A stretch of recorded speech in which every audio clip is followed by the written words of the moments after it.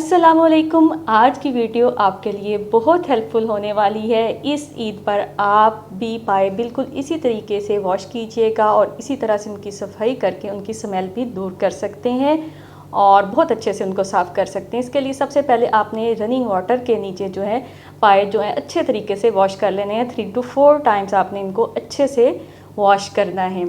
ठीक है, उसके बाद आप इनको एक एक को पकड़कर अच्छे से जो है पानी के नीचे वॉश करते जाएंगे। उसके बाद आप इनको ऐसे स्ट्रेनर में निकाल लें, छलनी में निकाल के इनको थोड़ा ड्राई करने हैं, क्योंकि जो नेक्स्ट स्टेप करने जा रहे हैं ना वो बिल्कुल गीले पर नहीं हो सकता। यहाँ हमने लिया है गेहूं का आटा और एक एक पाए को पकड़ के उस पर इसको आटे को रब करेंगे।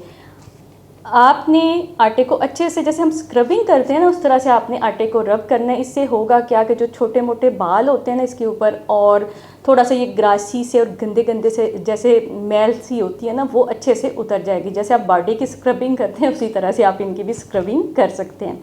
और फिर उसके बाद आप एक एक पाए को पकड़ते जाएं, एक एक पीस को अच्छे से वॉश करते जाएं। देखें माशाल्लाह कितने ही अच्छे शाइनी वाइट से ये जो है ना हो गए हैं।